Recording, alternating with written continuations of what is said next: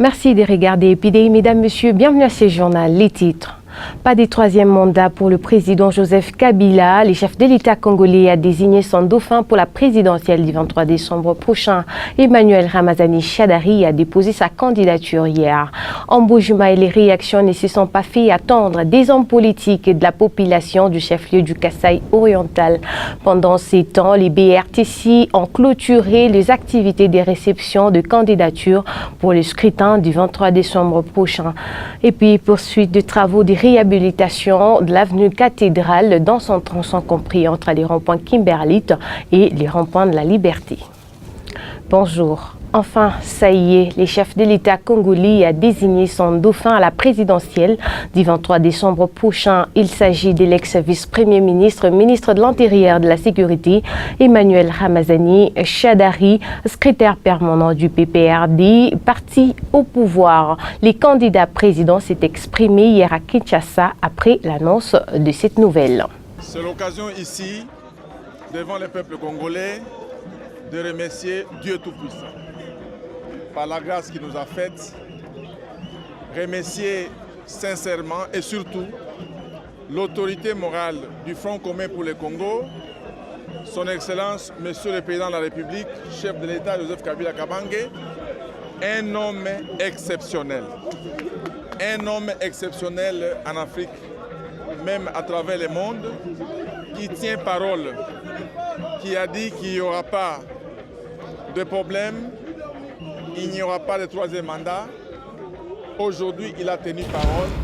Après l'annonce de dauphin de Joseph Kabila, les réactions ne se sont pas fait attendre. En Bujumaï, quelques hommes politiques rencontrés au siège de la CENI se sont exprimés dans ces récits signés Paul Chiboui.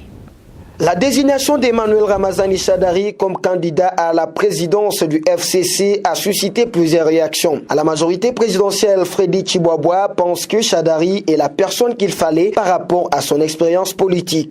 Quels que soient les candidats alignés, vous savez, Ramazani a été tour à tour, il était secrétaire général du PPRD, il était vice-ministre de l'Intérieur, vous savez avec quelles compétences il a dirigé son ministère. Donc c'est une personnalité qui est connue, c'est une personnalité qui est compétente. Qu'est-ce qui lui manque?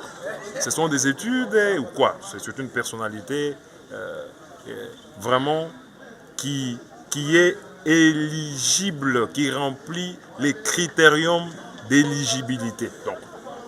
Même point de vue de Gabi Kassongo, cadre du PPRD, qui voit déjà Emmanuel Ramazani Shadari être élu président de la République le 23 décembre prochain. Au PPRD, nous restons unis. Ce que dit le chef est suivi et accepté par tout le monde. Vous savez que cette date et cet événement de la désignation du successeur était attendu par le monde entier. Et particulièrement en Bujumaï, nous l'attendions tous. Il est venu. Shadari ne vient pas du néant. Vous retiendrez avec moi que Shadari fut le président au Parlement et fut le président du regroupement PPRD allié. Shadari fut le secrétaire permanent du PPRD adjoint. Shadari est le vice-premier ministre et ministre de l'Intérieur. Et aujourd'hui, Shadari, secrétaire permanent du PPRD. C'est-à-dire qu'il a toutes les qualités voulues pour être président de la République. Et si le coach l'a choisi, si le coach l'a désigné, c'est que tous nous les soutenons et vous nous... L'opposition, Jean-Pierre Dikoma, pense que Shadari ne fait peur à personne. Il salue le départ de Joseph Kabila à la tête du pays. Shadari représente quelle force sur le terrain? Emmanuel Shadari. Si Joseph Kabila peut-être il pouvait effrayer les gens à partir de sa barbe, mais j'estime que Shadari n'a pas la force de nous intimider sur le terrain. Nous estimons que Shadari aille au front avec nous, que nous puissions voir la force de Shadari. Nous sommes là, nous allons affronter, c'est le peuple qui va s'exercer. Le même peuple qu'on a mérité, chosifié, clochardisé, animalisé. Vous estimez que ce peuple peut soutenir Shadari? Je suis très content que le contentement lui-même. On avait attendu la fumée blanche, enfin le dauphin du président Kabila est là. Ce qui fait notre joie, c'est son départ. Nous l'avions déjà dit, Kabila finira par partir. Les tralalala du genre Oumela, c'était des bêtises. il en fait partie. C'est un major. Quant à Chadari, c'est le plus mauvais candidat qui n'aurait pas pu choisir. Il vous souviendra qu'il n'y a pas 2 mois, M. Chadari était en Bandaka, où il a demandé aux militants du PPRD d'injurier, d'insulter, de tuer celui qui va injurier Kabila. Comment voulez-vous qu'un monsieur de ce profil-là puisse être un chef de l'État pour nous? C'est ce mercredi 8 août qu'Emmanuel Ramazani Shadari a déposé sa candidature à la CENI. L'annonce de la désignation du dauphin de Joseph Kabila n'a pas laissé indifférente la population de Mbujimayi rencontrée dans les rues par Eric Malaba. Emmanuel Shadari comme le dauphin du président de la République. C'est une surprise, il a surpris même ceux de la majorité présidentielle. Alors que pour moi, en tant que peuple congolais, citoyen congolais, je crois que ce qu'il a fait de son propre choix, peut-être ceux qui composent, ou soit ceux qui constituent la majorité présidentielle. La plupart d'entre eux ne sont pas d'accord. Mais peut-être lui, comme le souverain de la majorité présidentielle, il a trouvé bon de nommer Emmanuel Shadari comme son dauphin. Ce n'est que lui qui voit le pourquoi. Il a d'abord respecté la Constitution.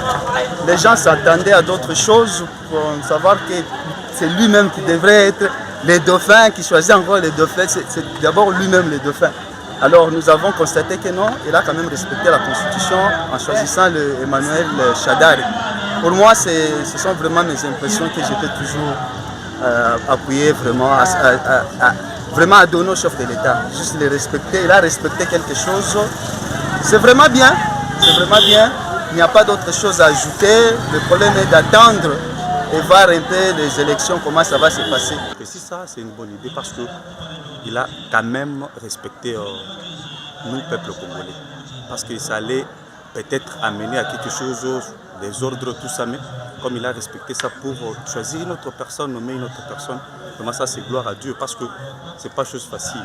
Hein? Comme il a fait ça, vraiment gloire à Dieu, nous prions seulement que c'est comme il a déjà bien avancé, que ça se passe en ordre. Vraiment c'est bien comme il a choisi notre personne parce qu'on ne savait pas ce qui devrait arriver. C'est vrai que la population congolaise ne s'attendait pas à ce monsieur de Shadari.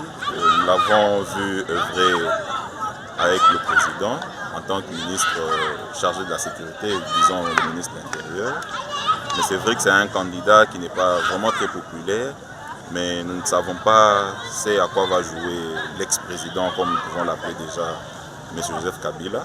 C'est vrai qu'il a respecté, selon lui, la Constitution, mais nous ne savons pas les vrais jeux. Mais disons d'abord merci à sa personne, puisqu'il avait demandé, n'est-ce pas, respecter la Constitution. Jusque-là, nous n'avons pas vu sa candidature reposée sur ça.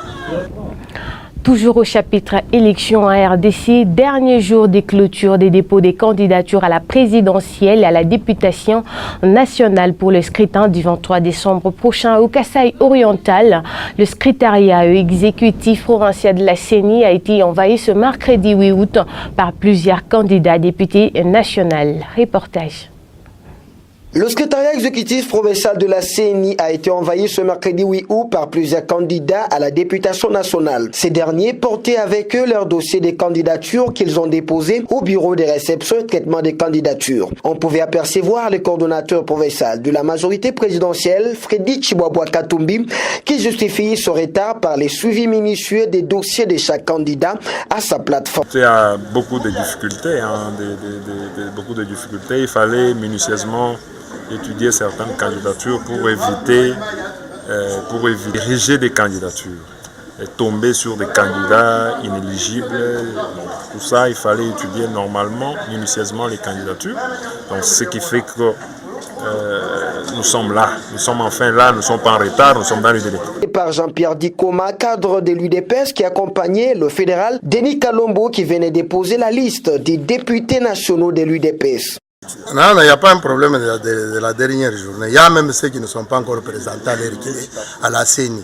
Le temps de remplir minutieusement les listes, les fiches de nos compatriotes candidats aux élections Il fallait qu'on fasse ce travail à tête reposée et nous avons fini. C'est ainsi que nous sommes venus déposer. Les retardataires qui se sont présentés au BRTC ont reçu les jetons qui ont une validité de 48 heures leur permettant de déposer leur dossier de candidature dans ce délai. Nos efforts pour contacter le secrétaire exécutif provincial et responsable du BRTC pour avoir le chiffre exact des candidatures déposées se sont avérés vains. Je le disais en titre, après plusieurs mois d'arrêt des travaux de réhabilitation de l'avenue Cathédrale, dans son tronçon compris entre le rond-point Kimberley et le rond-point de la Liberté, ont bel et bien repris. Le ministre chargé des ITPR qui supervise ces travaux s'est rendu sur les chantiers afin de voir l'évolution de ce travaux. Suivez. Les travaux de réhabilitation de l'avenue Cathédrale se poursuivent bien. C'est ce qu'a expliqué le ministre provincial des ITPR trouvé ce mercredi 8 août sur les chantiers. Marcel Mbikayi a laissé entendre que ces travaux consisteront à boucher tous les nids des poules et poser une couche de finition. Ici, nous allons boucher tous les nids des poules et venir avec une couche de finition. Du rond-point Kimberley, hôtel Bambou, jusqu'au niveau du rond-point Cathédrale, rond-point donc au niveau de l'église Saint-Jean 23 de Bonzone. Nous sautons la partie que l'office de route va travailler. Nous allons au coin de l'ISP pour tourner, aller vers le rond-point auditorat, vers le stade. Ces travaux seront également exécutés sous l'avenue Lusambo, a-t-il ajouté, tout en demandant à la population de croire au finissage total des travaux d'ici 2 semaines. Disons à notre population, nous devons travailler, nous continuons à travailler, même le jour des élections, du gouverneur. Même si j'attire l'attention, qui ne marchera pas sur cette route-là, même si je fais pour attirer l'attention de la population, au moins, moi comme ministre des Travaux publics, j'ai gagné quelque chose. Une route est en train de se faire. Marcel Mbikayi a rassuré qu'il sera tous les jours sur terrain pour suivre de près l'évolution des travaux. Actualité Afrique Monde dans ce journal. Après 7 ans passés derrière les verrous, l'ex-première dame de la Côte d'Ivoire a été libérée grâce à l'amnistie du président Alassane Ouattara. Simone Gbagbo a quitté la prison mercredi soir. Récit des faits, France 24. L'ex-première dame aura passé 7 ans derrière les barreaux. L'épouse influente de Laurent Gbagbo, président de 2000 à 2010, a pourtant été condamnée à 20 ans de prison pour atteinte à la sûreté de l'État. Elle est désormais libre, à la faveur d'une amnistie prononcée par Alassane Ouattara ce lundi. Cette amnistie bénéficiera à environ 800 de nos concitoyens. J'invite donc tous les bénéficiaires de cette amnistie à faire en sorte que notre pays ne revive plus jamais de tels événements et ne sombre plus jamais dans la violence. Un geste de clémence qui concerne des centaines de personnes poursuivies ou condamnées pour des infractions en lien avec la crise post-électorale de 2010-2011. Parmi elles, Simone Gbagbo, âgée aujourd'hui de 69 ans. Celle que l'on surnomme la Dame de Fer a toujours montré un soutien indéfectible à son mari pendant les violences, mais aussi lors de son procès. Accusée en septembre 2011 de crimes contre l'humanité avant d'être acquittée 6 ans plus tard, elle est aussi condamnée en 2015 dans un second procès pour son implication présumée dans des tirs d'obus sur le marché d'Abobo. Il y a plus de 7 ans, Laurent Gbagbo avait refusé de reconnaître la victoire présidentielle d'Alassane Ouattara, plongeant le pays dans une crise sanglante pendant 5 mois. Bilan, plus de 3000 morts. Détenu à La Haye, l'ancien président ivoirien est jugé lui aussi pour crimes contre l'humanité. En Côte d'Ivoire, la libération de Simone Gbagbo est avant tout symbolique et s'inscrit dans le sens d'une réconciliation nationale longuement attendue par les Ivoiriens. Une semaine après la publication de résultats de la présidentielle du lundi 30 juillet au Zimbabwe, la tension monte dans la capitale Harare. Images et commentaires France 24. Presque une semaine après l'annonce des résultats électoraux au Zimbabwe, la colère de l'opposition ne faiblit pas. Le mouvement pour le changement démocratique a confirmé sa volonté de contester devant la justice la victoire d'Emmerson Mnangagwa. Les résultats ont été annoncés.